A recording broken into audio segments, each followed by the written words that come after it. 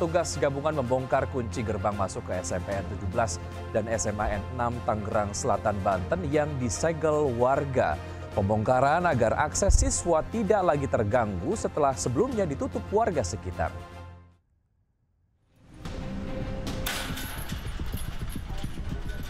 Menggunakan gunting besi dan kampak, petugas gabungan membongkar rantai dan gembok yang menyegel gerbang masuk SMP Negeri 17 dan SMA Negeri 6 Tangerang Selatan. Pembongkaran dilakukan agar akses siswa tak lagi terganggu. Setelah sebelumnya ditutup warga buntut sejumlah siswa yang tak lolos seleksi penerimaan murid baru.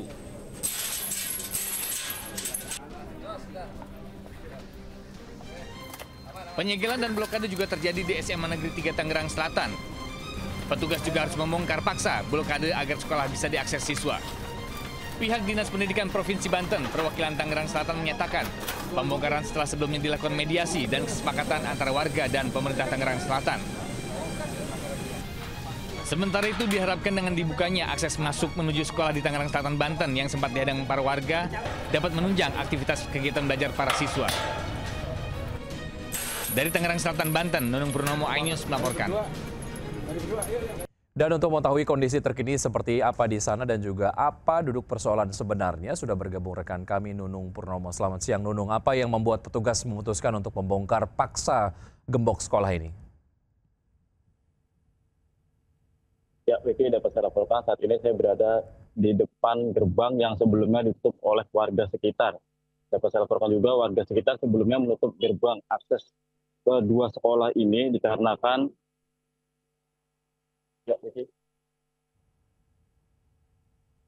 Ya, silakan diteruskan Nunung. Ya, Vicky, dapat jelaskan sebelumnya warga ini menyegel ataupun menutup akses jalan ini karena sejumlah anak warga sekitar ini tidak dapat masuk atau tidak lolos dalam seleksi penerimaan mahasiswa. Maksud saya seleksi penerimaan mahasiswa baru, begitu. Artinya ini pembongkaran dilakukan karena menghalangi akses dari siswa sendiri untuk masuk ke sekolah dan memang sudah dikonfirmasi bahwa penutupan ataupun penggembokan ini terkait dengan protes yang dilakukan oleh warga yang anaknya tidak bisa masuk ataupun mungkin tidak terdaftar sebagai siswa baru di sekolah tersebut, begitu ya? Ya, Wiki, kurang jelas Wiki, bagaimana Wiki? Baik, rekan Nunung, terima kasih atas informasi yang Anda sudah sampaikan. Selamat bertugas kembali. Ya, pemirsa, sementara itu di Sumatera Barat, warga menggembok pintu masuk SMA Negeri 5 Bukit Tinggi dan SMP 34 Kota Padang membuat ratusan siswa terlantar tidak bisa masuk sekolah. Insiden sekolah digembok buntut protes orang tua siswa yang tidak terima anaknya tak lolos ke sekolah negeri. Mengikuti masa ratusan siswa SMA Negeri 5 Bukit Tinggi Sumatera Barat terlantar di luar gerbang sekolah pada Senin pagi. Para siswa yang seharusnya mengikuti masa orientasi harus tertahan di luar karena pintu masuk ke sekolah digembok warga. Penyegelan sekolah ini terjadi setelah 177 anak di Bukit Tinggi tidak diterima di sekolah negeri. Padahal berdomisili sangat dekat dengan sekolah dan memiliki nilai akademik dan piagam penghargaan. Warga menuding banyak kecurangan dalam proses penerimaan siswa baru.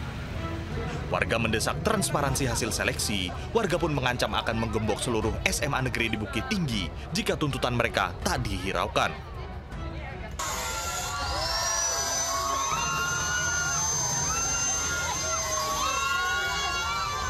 Insiden sekolah digembok warga juga terjadi di SMP 34 Kota Padang, Sumatera Barat.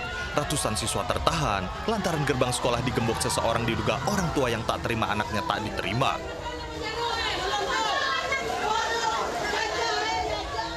Atas laporan sekolah, polisi akhirnya memotong rantai besi dengan mesin agar siswa bisa masuk ke sekolah mereka. Pihak SMP 34 Padang menegaskan penerimaan siswa baru sudah selesai dan tidak memungkinkan adanya tambahan kuota rombongan belajar. Tim Liputan iNews melaporkan. Ya, sementara itu pemirsa, ribuan siswa di Jawa Barat mulai menjalankan kebijakan baru Gubernur Deddy Mulyadi, yaitu adalah masuk lebih pagi jam 6.30 hingga jumlah siswa per kelas yang ditambah hingga 50 anak. Dampak kebijakan tersebut, banyak siswa yang kesiangan tiba di sekolah hingga puluhan siswa baru tidak kebagian meja belajar.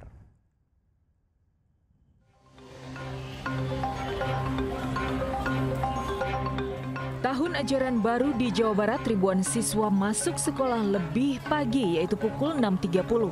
Di hari pertama masih banyak siswa terlambat datang, salah satunya di SMA Negeri 1 Bandung. Tak hanya itu, kebijakan Gubernur Deddy Mulyadi soal penambahan jumlah siswa hingga 50 anak dalam satu rombongan belajar mengakibatkan beberapa siswa baru tidak kebagian meja. Mendengar laporan itu, Gubernur Deddy Mulyadi meminta Sekda segera mengirim meja tambahan, juga penambahan AC untuk kelas yang diisi lebih dari 40 siswa. Ngecek sana 88 kursi. 88 kursi yang gampang. Hari ini kirim beli. Siap. Nah, untuk sekolah lain gimana Pak? Pokoknya gini, kekurangan kursi tinggal lapor aja ke Sekda dan ke Gubernur dan ke Kepala Dinas Pendidikan. Kita penuhi, nggak usah nunggu APBD. Ya. Pak, yang AC aja kita bayarin. AC itu hampir 8 miliar loh. Kang Deddy meminta kebijakan penambahan siswa dalam rombongan belajar tidak dipersoalkan, lantaran jelas bisa menjadi solusi masalah siswa yang tidak tertampung di sekolah negeri. Dari Bandung, Jawa Barat, Ervan David, iNews melaporkan. Itu aturan Gubernur Deddy Mulyadi soal anak sekolah masuk jam 6.30 ternyata tidak diterapkan di seluruh wilayah di Jawa Barat. Salah satunya adalah Kota Bogor yang memutuskan anak sekolah tetap masuk jam 7 pagi. Aturan itu berlaku untuk seluruh jenjang pendidikan dari TK, SD hingga SMA. Wali Kota Bogor, Dedi A. Rahim, mengatakan keputusan itu diambil setelah mempertimbangkan saran dari berbagai pihak, termasuk orang tua siswa. Selain itu juga faktor geografis, Kota Bogor berdampingan dengan Kabupaten Bogor yang masih memberlakukan jam masuk sekolah pukul 7 pagi.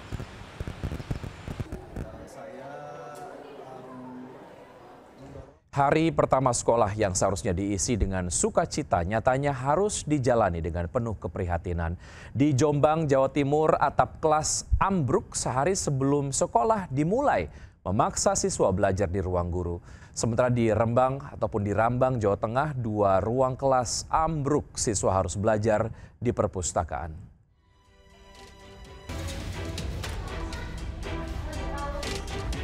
Seperti inilah kondisi ruang kelas SD Negeri Jabon 2 Kecamatan Jombang, Jawa Timur. Atap 2 kelas ambruk pada Minggu siang atau sehari sebelum tahun ajaran baru dimulai. Akibatnya, siswa yang seharusnya bersukacita di hari pertama sekolah harus belajar seadanya. Siswa kelas 1 dan 2 digabung dalam satu kelas, sementara siswa kelas 3 harus belajar di ruang guru. Sebagian duduk di lantai karena keterbatasan kursi. Sementara itu di Rembang, Jawa Tengah, puluhan siswa harus belajar seadanya di tahun ajaran baru karena 2 kelas mereka rusak parah. Tembok kelas retak dan keropos. Atap kelas juga ambruk sejak setahun lalu tapi tidak kunjung diperbaiki. Puluhan siswa terpaksa belajar di ruang perpustakaan yang sempit. Kondisi memprihatinkan ini sudah berulang kali dilaporkan ke Pemkab Rembang, tapi belum ada bantuan. Tim Liputan iNews melaporkan. Kita beralih ke informasi lain, pemirsa. Sebuah kapal yang membawa rombongan ASN dan anggota DPRD Kabupaten Kepulauan Mentawai, Sumatera Barat terbalik di Selat Sipora. Dari 18 penumpang, 7 orang selamat, sementara 11 lainnya masih dinyatakan hilang.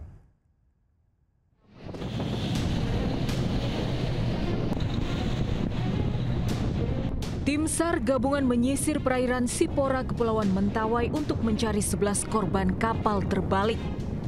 Penyisiran dilakukan dengan menggunakan kapal Saramajaya dan sejumlah kapal cepat. Gelombang tinggi hingga mencapai 2 meter menyulitkan proses pencarian. Sebelumnya, Senin sekitar pukul 11 siang, sebuah kapal yang mengangkut 18 orang terbalik di perairan Selat Sipora. Kapal berangkat dari Sikakap menuju Tua Pejat, mengangkut anggota DPRD dan ASN Pemkab Kepulauan Mentawai. Salah seorang korban selamat menceritakan kondisi penumpang yang sempat bertahan di atas kapal saat kecelakaan terjadi. Ia pun melapor segera minta pertolongan. Sampannya terbalik, tapi belum sampannya ada hanyut sampai ke dalam laut, masih bisa mereka di atas sampan. Jadi kalau bisa langsung saja Pak ke lokasi. Hingga siang ini, tim SAR memperluas upaya pencarian 11 korban hilang. Dari Kepulauan Mentawai, Sumatera Barat, Budi Sunandar, iNews melaporkan.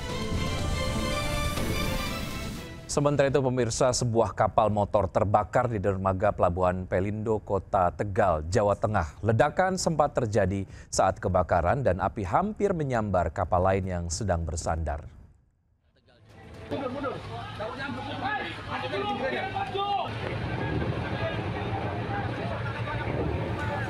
Kapal motor penangkap ikan yang tengah bersandar di dermaga Pelabuhan Pelindo, Kota Tegal, Jawa Tengah, tiba-tiba terbakar. Ledakan sempat terjadi saat api menyambar tumpahan solar. Hal itu membuat api dengan cepat melahap badan kapal. Bangkai kapal yang terbakar membuat panik para ABK dan nahkoda karena terhempas angin menuju kapal lain yang bersandar.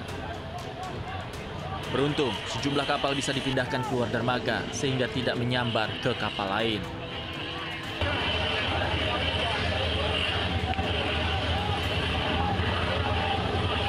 Tiga unit mobil pemadam kebakaran dikerahkan untuk memadamkan kobaran api. Api berhasil dipadamkan 1 jam kemudian.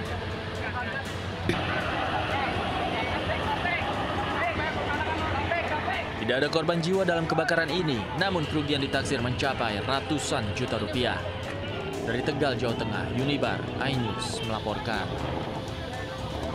Pemirsa, 3 orang tewas usai 1 unit mobil SUV menabrak dan ditabrak truk di Jalan Tol Batang, Jawa Tengah. Sementara di Tangerang, Banten, akibat sakit kepala, seorang pemotor terjun dari jembatan sedalam 4 meter hingga meninggal dunia.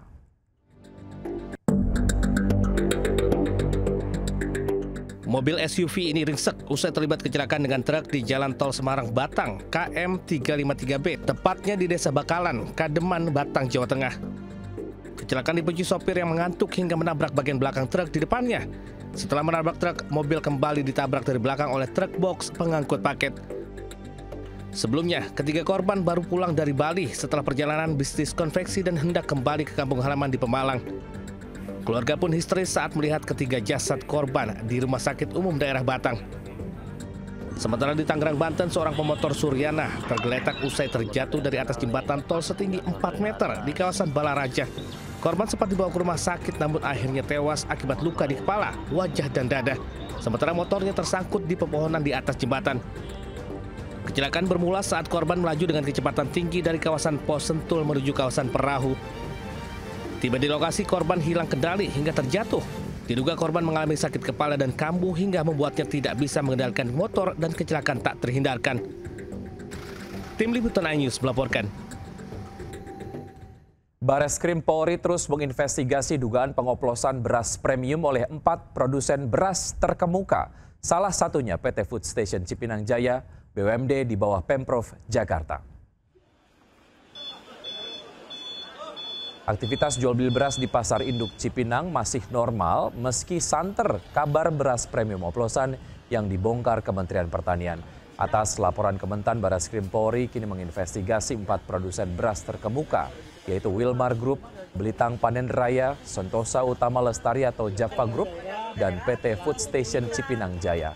Total ada 212 merek beras premium yang diduga dioplos dengan kerugian mencapai 99 triliun rupiah per tahun. Investigasi dilakukan dengan memeriksa sampel beras di sejumlah wilayah di Indonesia. PT Food Station Cipinang Jaya diketahui merupakan salah satu BUMD di bawah Pemprov Jakarta. Perusahaan ini memproduksi beras dengan merek Alfamidi dan Setra Ramos. Wakil Gubernur Jakarta Rano Karno menyatakan jika terbukti ada kecurangan, perusahaan harus ditindak tegas. Cipinang yang kemarin diduga masuk ke dalam salah satu perusahaan. Jadi dari mulai pengenalan lingkungan sampai food station ya. Kalau memang salah tindak, nggak ada urusan. Ya, tapi saya mendapat laporan. Tapi sulit, ini memerlukan waktu yang panjang untuk diskusi ini. Tapi saya mendapat laporan dari food station bahwa itu tidak benar. Temuan Kementan soal 212 merek beras premium dioplos jelas meresahkan warga. Sudah ada Indra Setia di Pasar Induk Beras Cipinang, Jakarta Timur. Indra, selamat siang. Bagaimana caranya membedakan beras premium oplosan dan beras premium asli?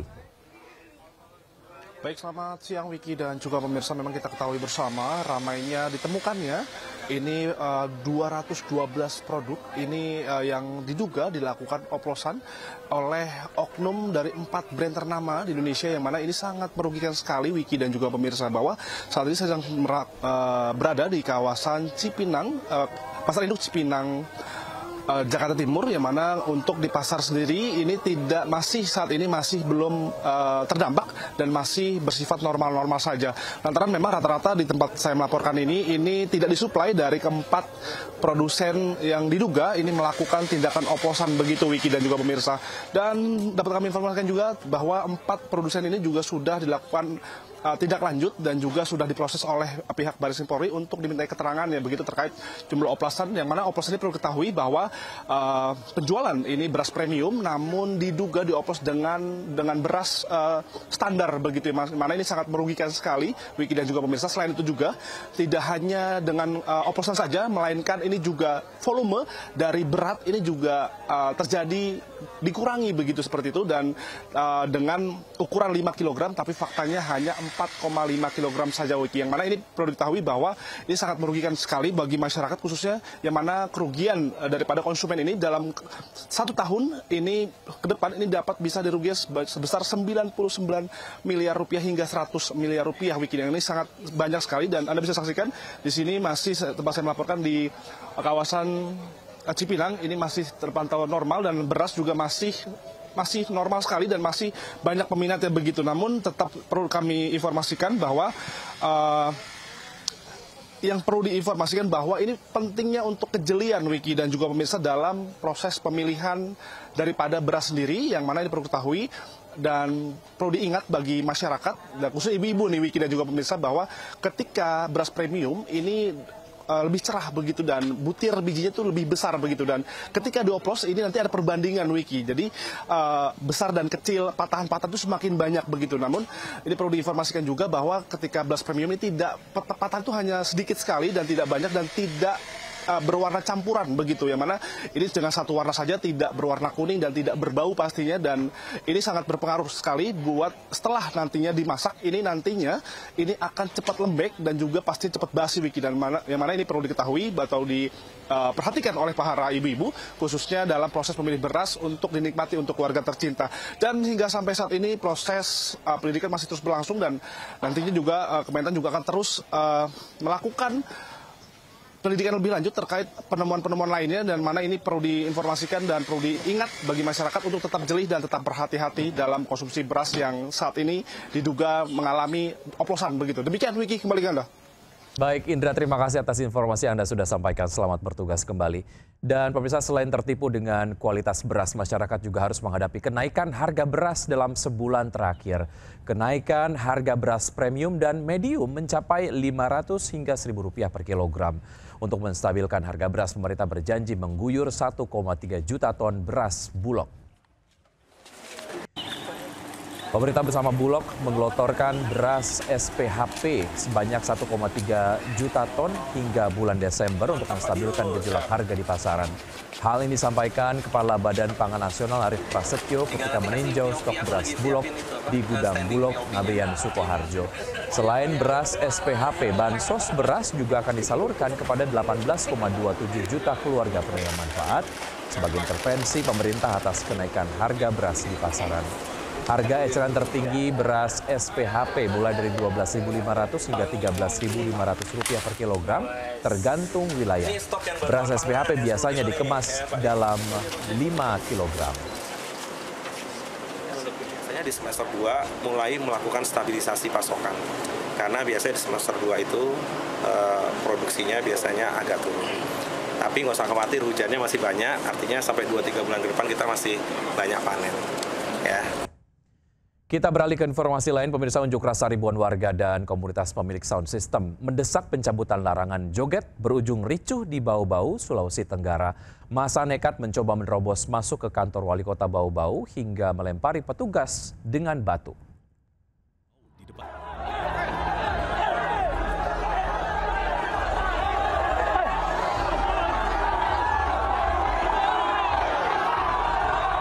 Unjuk rasa sejumlah komunitas pemilik sound system dan ribuan warga Bau-Bau di depan kantor wali kota Bau-Bau, Sulawesi Tenggara berlangsung ricuh.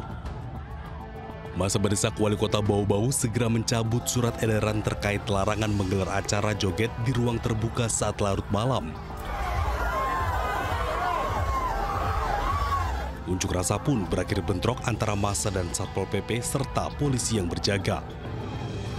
Surat larangan joget hingga dini hari dikeluarkan karena banyaknya warga yang mengeluh terganggu jam istirahat mereka.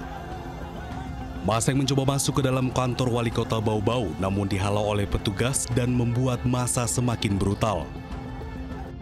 Mereka melempari polisi dan Satpol PP dengan batu hingga membuat kaca kantor Wali Kota Bau-Bau pecah. Tak sampai di situ saja, massa juga membakar sesuatu dan melempari petugas dengan api. Untuk menghindari massa semakin brutal, petugas pun menangkap sejumlah pengunjuk rasa yang diduga menjadi penyebab kericuhan. Sementara sebagian yang lain pun kocar-kacir melarikan diri. Dari Kota Bau-Bau, Sulawesi Tenggara, Andi Eba, iNews melaporkan. Keributan antara driver ojol dengan petugas keamanan perumahan mewah dipecah di Bekasi, Jawa Barat. Kericuhan itu buntut penganiayaan driver ojol yang tengah mengantarkan pesanan pelanggan.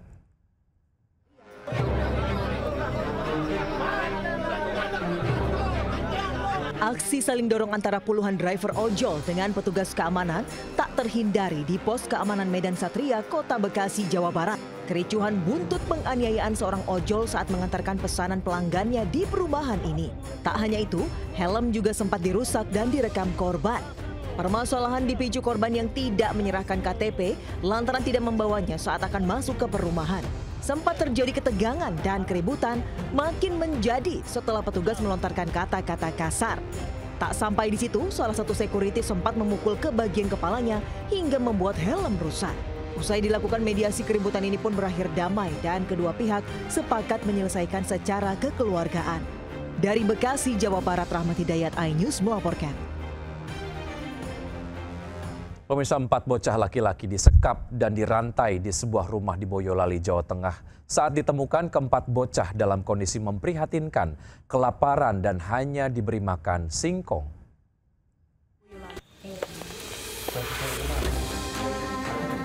Warga geger saat menemukan 4 bocah laki-laki dalam kondisi memprihatinkan di rumah milik SP, warga Desa Mojo, Kecamatan Andong, Boyolali, Jawa Tengah. Keempat bocah berusia 6, 11, dan 14 tahun ini disekap di dalam ruangan dengan kondisi kaki dirantai besi. Korban ditemukan setelah salah satu bocah yang tidak dirantai tertangkap warga saat hendak mencuri kotak amal masjid. Jujur apa? Aku ngapain? Lah itu? Ini semua dari Bapak. Itu yang masih di kantong, ada nggak? Saat dimintai keterangan, bocah berusia 11 tahun ini mengaku kelaparan dan ingin membelikan nasi untuk adiknya yang disekap. Korban mengaku sudah disekap sekitar 1 bulan dan hanya diberi makan singkong. Jadi kita ngambil uang kotak untuk makan adiknya karena sudah 1 minggu adiknya tidak dikasih makan sama yang mengelola katanya yayasan. Setelah mendapat laporan warga, polisi langsung menangkap pemilik rumah SP. Dari pengakuan pelaku, keempat bocah dititipkan orang tua ke rumah pelaku untuk belajar mengaji. Pelaku mengaku menyekap korban untuk mendisiplinkan. Mendengar pernyataan pelaku, ibu korban tak kuasa menahan tangis melihat nasib keempat anaknya. Sementara itu, setelah diselamatkan warga, keempat bocah kini diamankan di Dinas Sosial Boyolali. Rencananya keempat korban akan dititipkan di sebuah pondok pesantren di wilayah Boyolali. Dari Boyolali, Jawa Tengah, Tata Rahmanta, iNews melaporkan. Pasangan suami istri berkomplot mencuri motor dan perhiasan milik majikannya senilai puluhan juta rupiah di Tangerang Selatan, Banten. Sementara di Medan, Sumatera Utara, seorang nenek babak belur dianiaya oleh perampok yang tak lain adalah menantunya sendiri.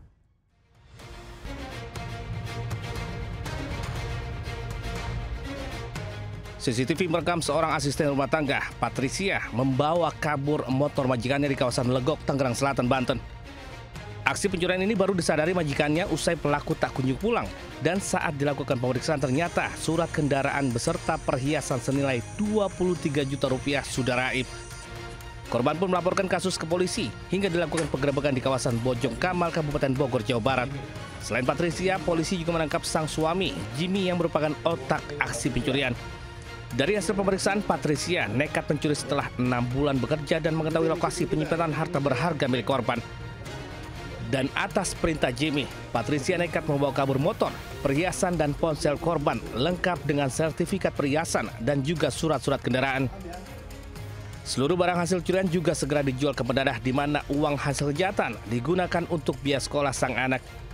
Atas perbuatannya pelaku dijerat dengan pasal 363 KUHP dengan ancaman pidana 9 tahun penjara. Dari Jakarta, Helmi Sanjangbati News melaporkan.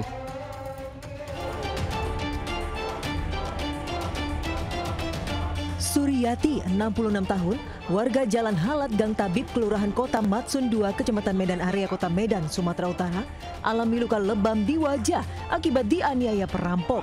Peristiwa bermula saat korban terbangun dan hendak menunaikan sholat subuh. Tiba-tiba saja diserang pelaku yang masuk ke kamarnya saat keluarga lainnya tengah tertidur pulas. Meski tidak melakukan perlawanan, namun pelaku dengan sadis menganiaya korban dengan cara dicekik dan membenturkan wajahnya ke lantai. Usai mengambil kalung emas, pelaku langsung kabur meninggalkan korban yang tak sadarkan diri. Tak butuh waktu lama polisi segera menangkap pelaku, IS 52 tahun, yang tak lain menantu korban. Diduga pelaku sudah merencanakan aksi perampokan tersebut. Kini pelaku beserta barang bukti telah diamankan di Mapolsek Medan Area untuk pemeriksaan lebih lanjut. Dari Medan, Sumatera Utara, Aminur Rashid, iNews melaporkan. Polisi menggelandang 12 wanita yang terlibat kasus penjualan bayi di Bandung, Jawa Barat. Dari penggerebekan tersebut, polisi bisa menyelamatkan 6 bayi yang hendak dijual ke Singapura.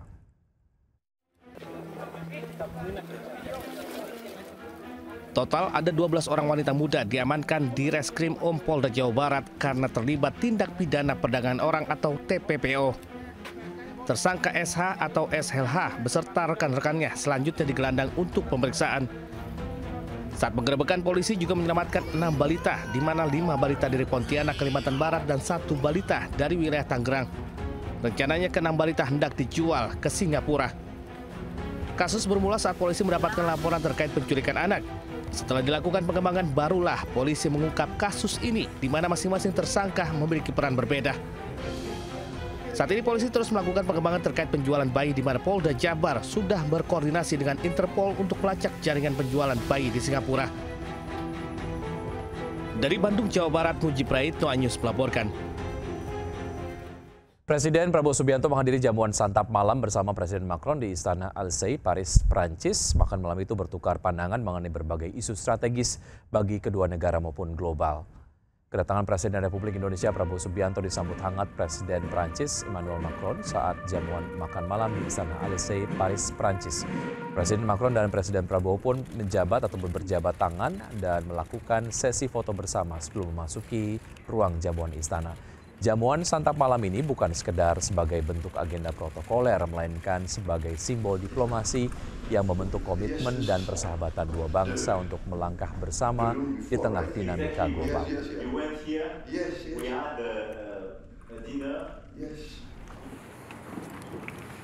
Orang ketua RT berusia remaja 19 tahun viral usai membuat gebrakan dengan memperbaiki jalan secara swadaya di kawasan Rawabadak Selatan, Koja, Jakarta Utara. Aksi itu dilakukan meski ia baru menjabat selama 2 bulan saja.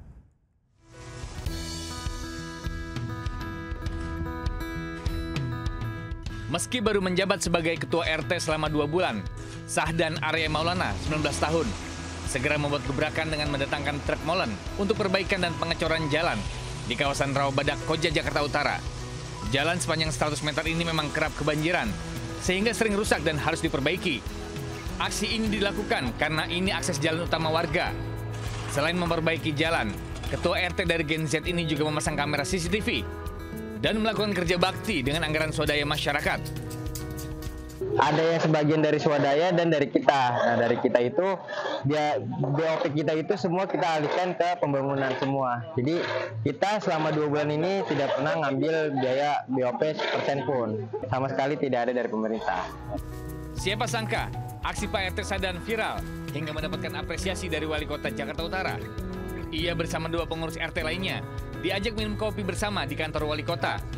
Saat pertemuan ini, ketua dan pengurus RT dari generasi Z di Koja Jakarta Utara berharap gebrakan ini bisa mematahkan stigma negatif pada generasi Z. Dari Jakarta, Sofyan Firdaus, iNews melaporkan.